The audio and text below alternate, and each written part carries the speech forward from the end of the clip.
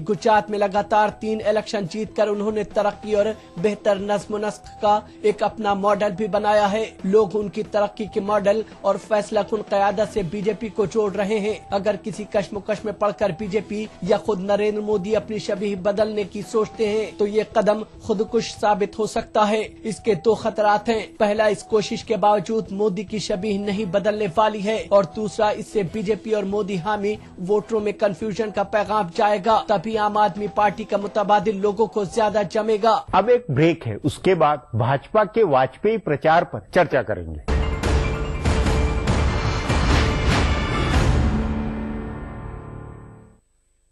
आजकल के unhealthy lifestyle, Khan पान वगैरह की वजह से लीवर की कमजोरी एक आम बात हो गई है। नतीजा गैस, खाना हजम न होना और भूख न लगना। पेश है हमदर्द जिगरीन, मुफीद जड़ी बूटियों से भरपूर। जिगरीन एक कुदरती लीवर टॉनिक है। जिगरीन का रोजाना इस्तेमाल आपको देता है कीमियावी और जहरीले अनासिर से हिफाजत, बेहतर कुव्वते हाजमा, पीलिया जैसी जिगर की बीमारियों के इलाज में मदद। अपनाइए हमदर्द जिगरीन और अपने लीवर को बनाइए स्ट्रॉन्ग। दक्कन की हर छोटी बड़ी सरगर्मी पर हमारी नजर, लेकिन आप तक पहुंचाते हैं सिर्फ वो खबर जो करे आपको बेदार। सियासत के गलियारों से रोजमर्रा की जिंदगी दक्कन के गोशे गोशे से आप तक खबरें पहुंचाता दक्कननामा, रोजाना शाम 6:30 बजे।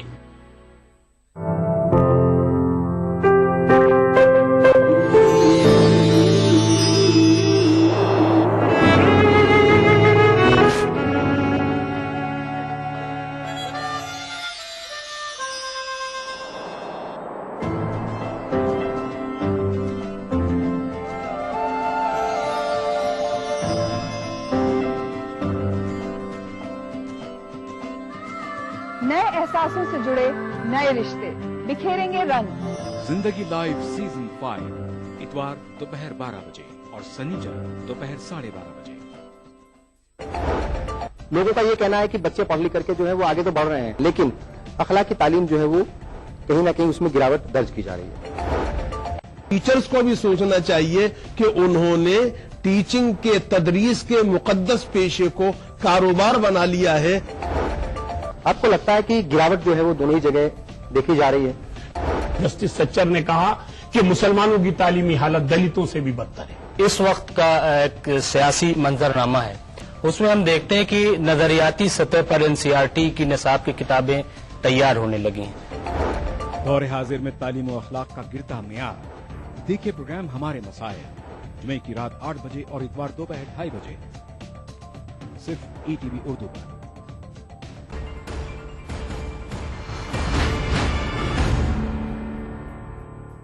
हकीकत है कि भाजपा और संघ परिवार के राजनीतिक दर्शन को आडवाणी ने बुलंदी पर पहुंचाया था।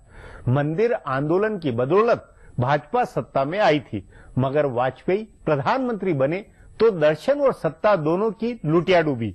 ऐसे में आज उनके फोटो का राजनीतिक लाभ एक एबूज पहली है। इस पर चर्चा के लिए आज मेरे साथ वरिष्ठ पत्रकार विनीत नारायण हैं।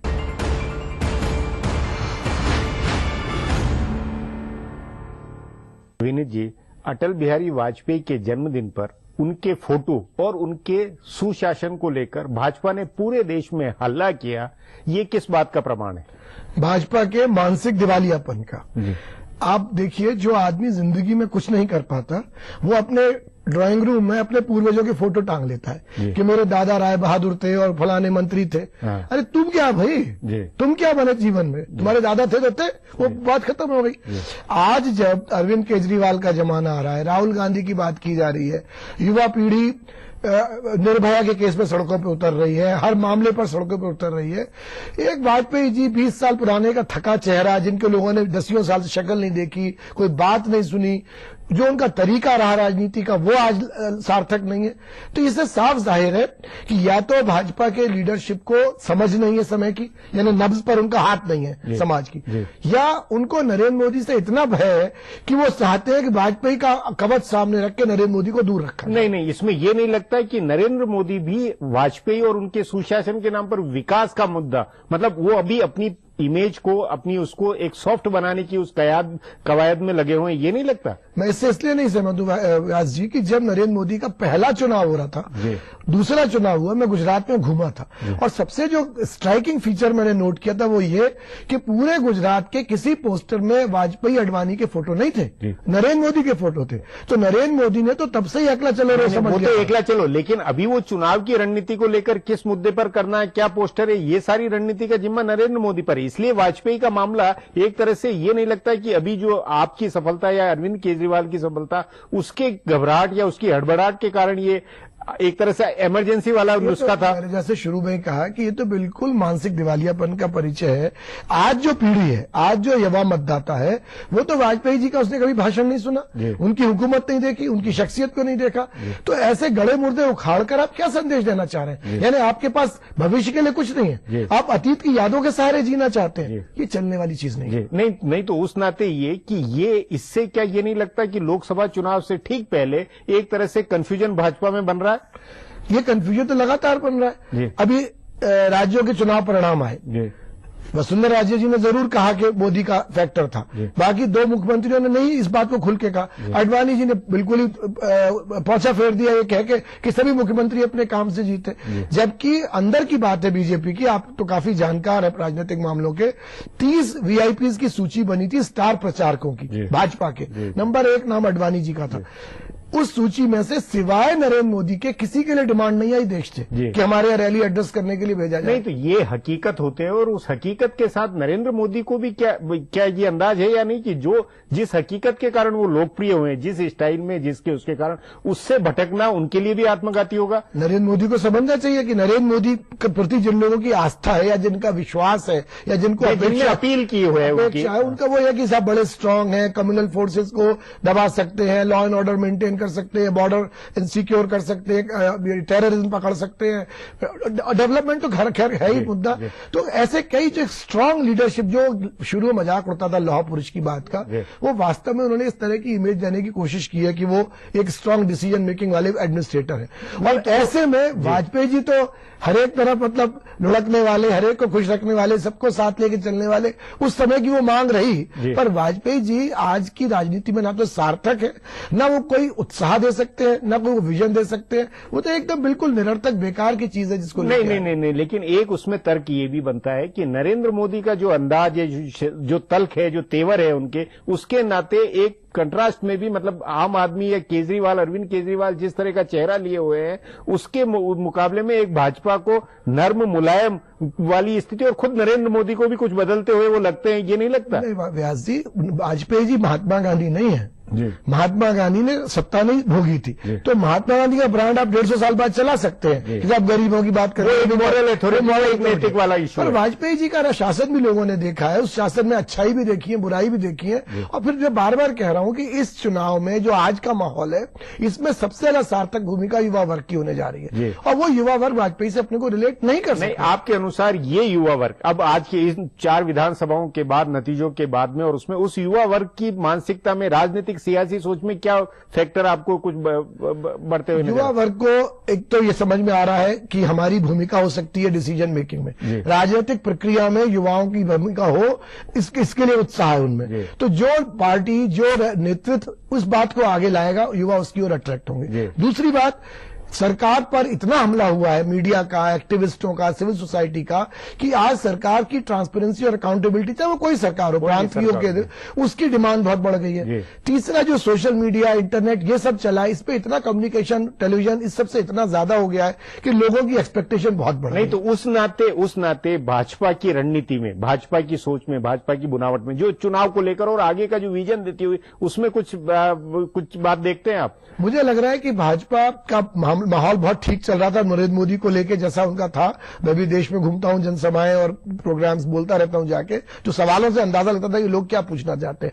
लेकिन इधर जो ये आपकी जो सफलता हुई है, इससे एक बहुत स्ट्रांग मैसेज पूरे देश की सिविल सोसाइटी का, यूथ का ये गया है कि साहब اگر آپ پروفیشنل پالیٹیشین نہیں ہیں تب بھی آپ ڈٹرمنیشن سسٹم میں انٹروینشن کر سکتے ہیں, اور اس ماحول میں بھاجپا ارریلیونٹ ہو جائے گی اگر وہ بھٹکی اور اس طرح کے پرانے فارمولوں پہ اور اس پہ چلی اور نریندر مودی ادھر ادھر دوسری باتوں کے اوپر بھٹکے تو نریندر مودی کو جو اپنا اسٹرینتھ ہے, جو ان کا کور اسٹرینتھ اس کو فوکس کر کے پروجیکٹ کریں گے تو وہ بڑی لائن ڈرا کر پائیں گے, ورنہ ایک کنفیوژن پیدا ہو جائے گا. جی وینی جی, بات چیت کو یہیں سماپت کریں گے. پروگرام میں آنے کے لیے بہت بہت دھنیہ واد. ہمارا پروگرام اب یہیں ختم ہوتا ہے. مجھے اجازت دیجیے, کل پھر ملیں گے اسی چینل پر اسی سمے.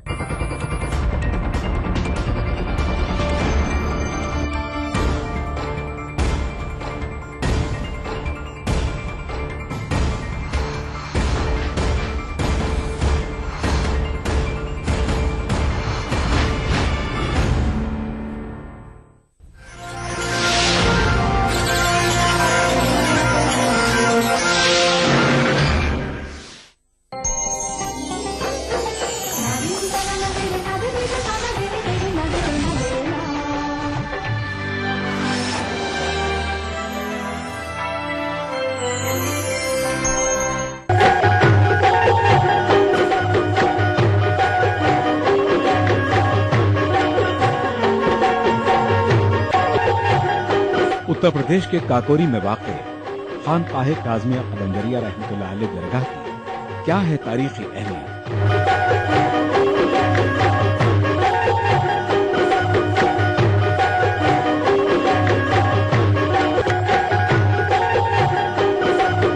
देखिए प्रोग्राम बारगाहे अकीदा बुध की रात 8:30 बजे और जुमा की दोपहर 2:30 बजे सिर्फ ETV उर्दू पर. जुमा 3 जनवरी को मीडिया से मुखातिब होंगे वजीर आजम. सहाफियों के सवालों के देंगे जवाब. क्या आप भी पूछना चाहते हैं कोई सवाल तो लिख भेजिए. हमारा ईमेल आईडी है askpm@etv.co.in. वजीर आजम तक ETV पहुंचाएगा आपके सवाल.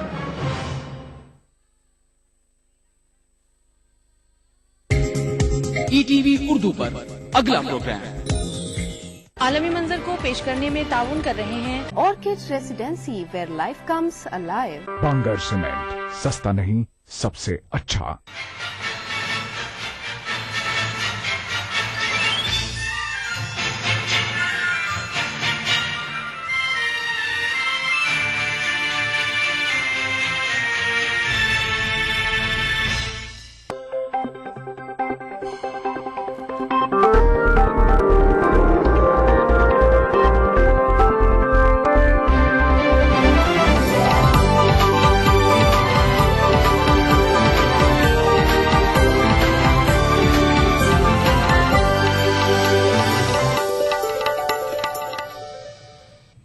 आदाब. ETV उर्दू न्यूज में आपका खैर मकदम है. आलमी मंजर के साथ मैं हूं इमरान अली बेग. सबसे पहले नजर हेडलाइंस पर. साबिक पाकिस्तानी सदर परवेज मुशर्रफ को पड़ा दिल का दौरा. मुल्क से गद्दारी के मामले में नहीं हुआ गिरफ्तारी वारंट जारी. सोमालिया और हमसाया मुल्क केनिया में बम धमाके, कम से कम 11 अफराद हलाक, कई जख्मी. और हिंदुस्तान की रियासत महाराष्ट्र में बस हादसा, 26 अफराद हलाक.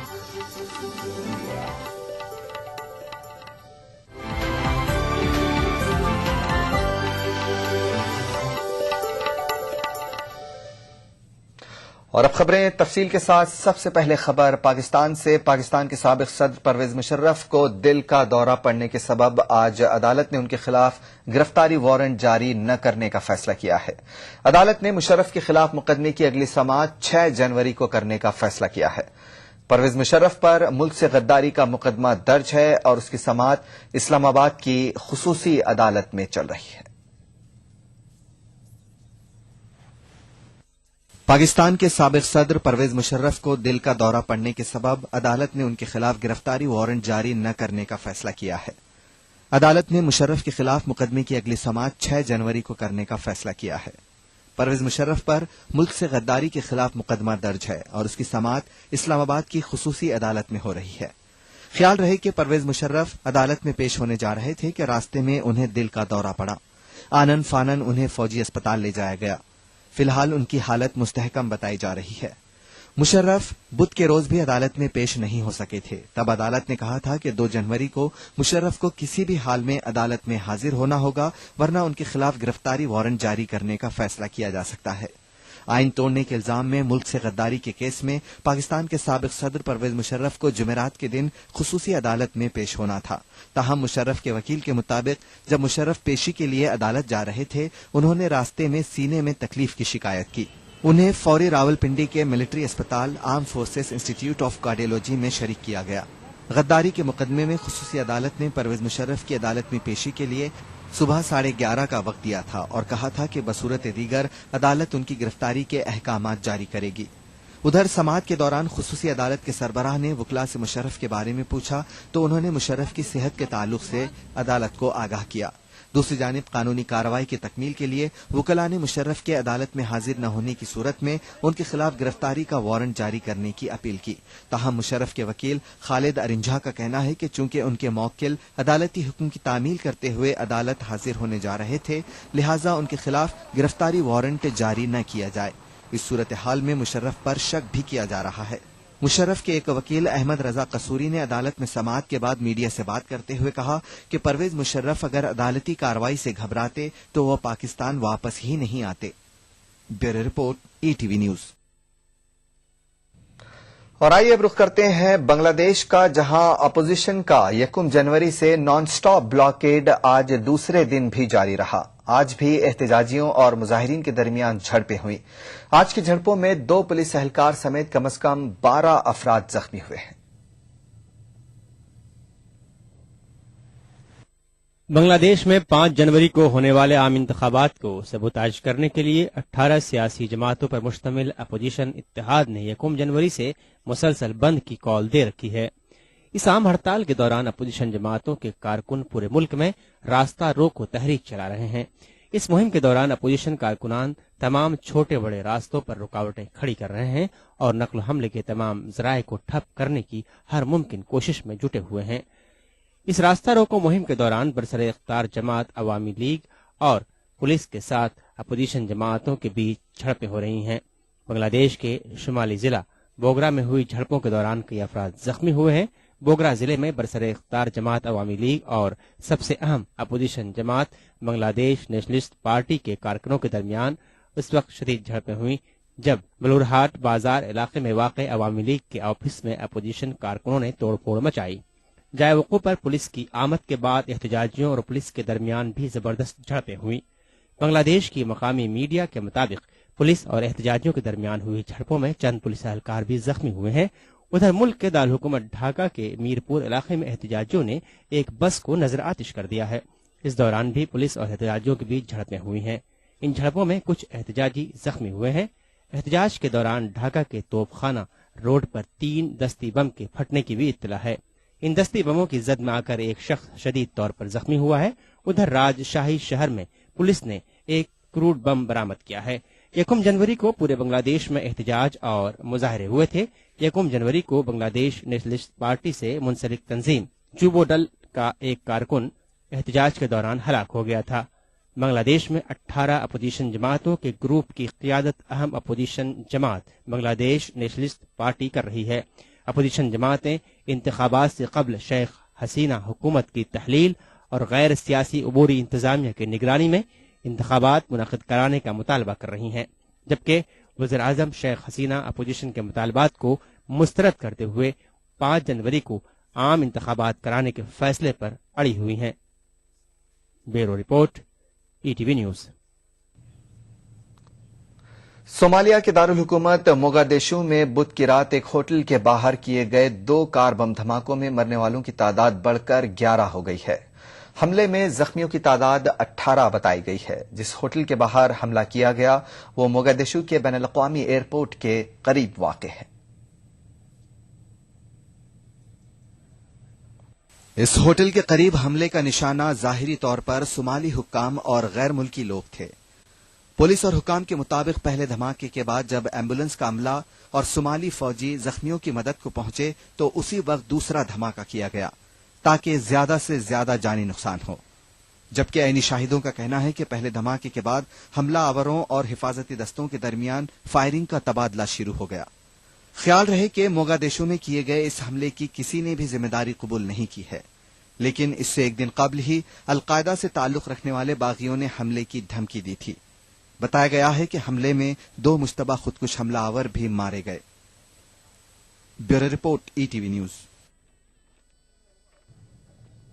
صومالیہ کے ہمسایہ ملک کینیا میں بھی بم دھماکہ ہوا ہے، اس خبر پر نظر ڈالیں گے لیکن ایک چھوٹے سے بریک کے بعد۔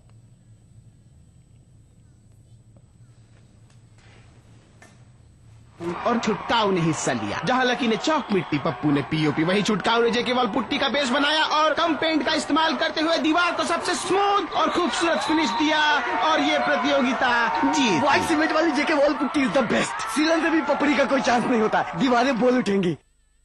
قدرتی طور پر آپ کے بالوں کی دیکھ بھال کے لیے سب سے مفید حبیب سنا، آملہ، ڈرنگ راج اور برہمی سے بھرپور حبیب سنا۔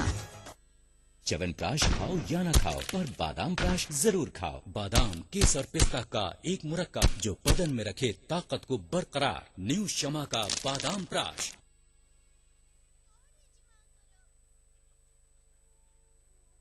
جمعہ 3 جنوری کو میڈیا سے مخاطب ہوں گے وزیر اعظم، صحافیوں کے سوالوں کے دیں گے جواب۔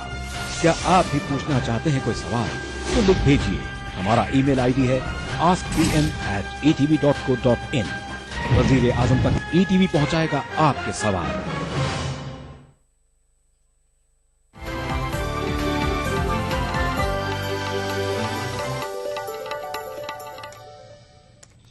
بریک کے بعد ایک بار پھر آپ کا خیر مقدم ہے اور آپ دیکھ رہے ہیں عالمی منظر۔ مشرقی افریقی ملک صومالیہ کے ہمسایہ ملک کینیا میں بھی آج بم دھماکہ ہوا۔ اس دھماکے میں کم از کم 10 افراد زخمی ہوئے ہیں۔ براعظم افریقہ کے جنوب مشرقی خطے میں واقع ملک کینیا کے ساحلی شہر ممباسا میں ایک بم دھماکہ ہوا۔ یہ بم حملہ ممباسا شہر کے دیانی علاقے میں ایک بار پر ہوا۔ کینیا کے حکام کے مطابق دھماکہ دستی بم کا تھا، لیکن یہ بم کافی طاقتور تھا۔ اس دھماکے میں کئی افراد کے زخمی ہونے کی اطلاع ہے۔ We have very bad feelings because that is one of my bars I often spend some drinks in, and we are really sorry that that happened. But I think such things happens in whole the world, not only in this place. I don't know why they do that. Martin homes نے حیرت کا اظہار کرتے ہوئے کہا کہ وہ ہر روز تندوری بار جایا کرتا تھا، لیکن اتفاق سے دھماکے کے روز وہ بار نہیں گیا۔ So also yesterday it was about 1 a.m. I want to spend some drinks here, and I'm now really glad about not to do that. Kenya میں کوالے ٹورزم کمپنی کے ایگزیکٹو سیکرٹری نے دھماکے سے کینیا کی سیاحت پر منفی اثرات پڑنے کا خدشہ ظاہر کیا ہے۔ Well, Tandoori has been a major spot for both domestic and international revelers. It's one of the places where tourists come out in the evening and enjoy themselves. So the impact is going to be felt, obviously. دھماکہ کس نے کیا ابھی اس کا پتہ نہیں چل سکا ہے، پولیس معاملے کی تفتیش کر رہی ہے۔ حکام کے مطابق دھماکہ ایک موٹر سائیکل پر سوار 2 افراد نے کیا اور جائے وقوع سے فوراً فرار ہو گئے۔ 2011 میں کینیا کی حکومت کی جانب سے القاعدہ کے خلاف فوج صومالیہ بھیجنے کے بعد سے کینیا میں بھی اس قسم کے حملے شروع ہوئے۔ ستمبر 2013 میں کینیا میں ایک مال پر ہوئے بم دھماکے میں کم از کم 67 افراد ہلاک ہوئے تھے۔ Bureau report ETV news. جنوبی ایران کے شہر بستک میں آج الصبح آئے زلزلے میں ایک شخص کے ہلاک اور تقریباً 30 افراد کے زخمی ہونے کی خبر ہے۔ دارالحکومت تہران سے 1200 کلومیٹر کے فاصلے پر واقع بستک میں آئے اس زلزلے کی شدت 5.5 بتائی گئی ہے۔ مقامی سرکاری ٹیلی ویژن کے مطابق زلزلے سے کئی عمارتوں کو نقصان پہنچا ہے۔ زخمیوں میں سے 14 کو علاج کے بعد اسپتال سے رخصت دے دی گئی ہے۔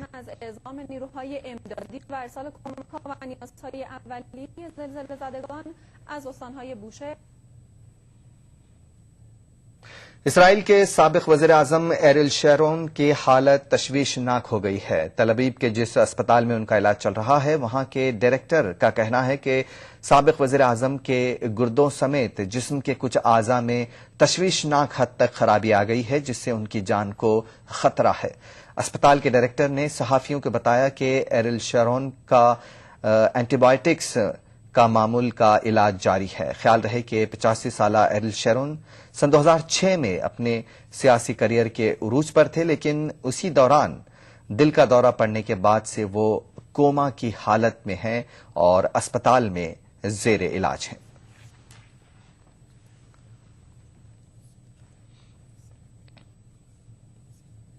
He's hospitalized in our hospital for the last 7 years. Shows some signs of deterioration during the following 2 days, with some critical misfunction or malfunction of some of its organs, including his kidneys. He is under, I would say, our treatment, but we feel that the situation is critical and some danger is expected for his life. He is getting the regular treatment, which includes, of course, all the support that he is needed, including antibiotics, in case that the problem is a kind of infection.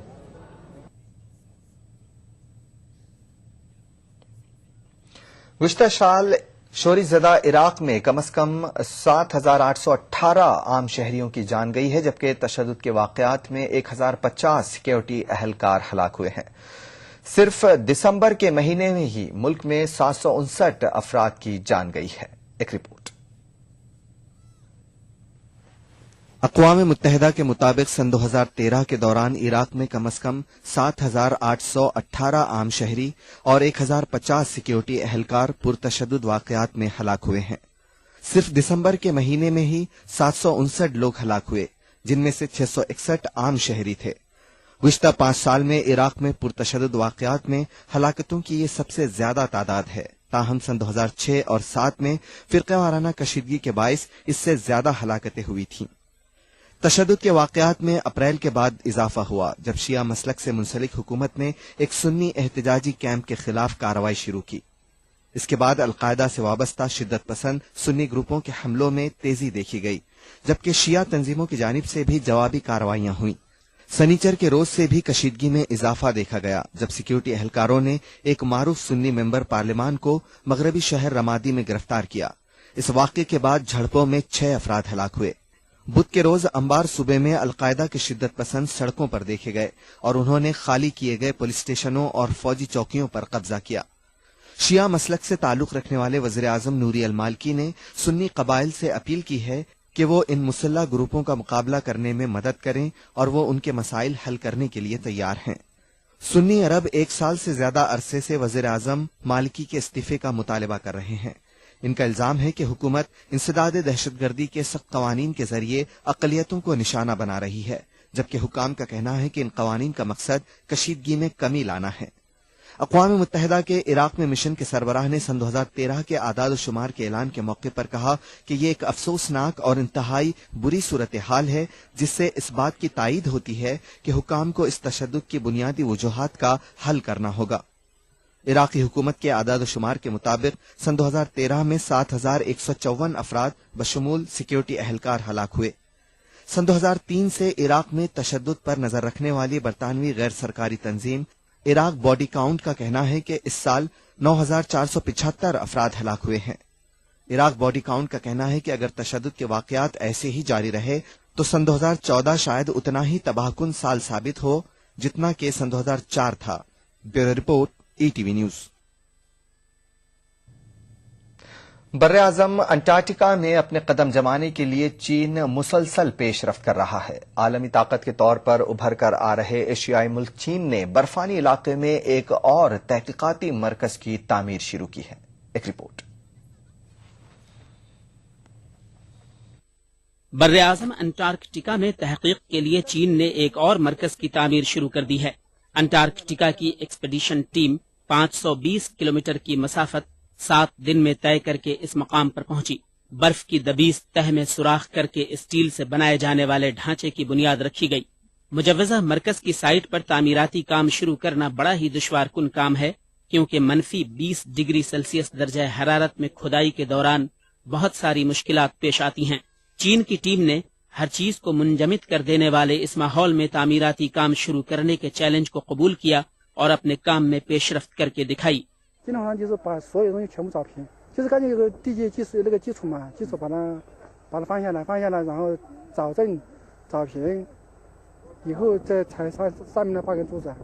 زیر تعمیر مرکز کا کام آئندہ سال فروری تک مکمل ہو جانے کی امید جتائی جا رہی ہے۔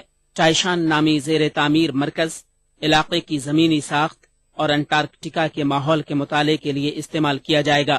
انٹارکٹیکا میں پہلے سے چین کے تحقیقاتی مراکز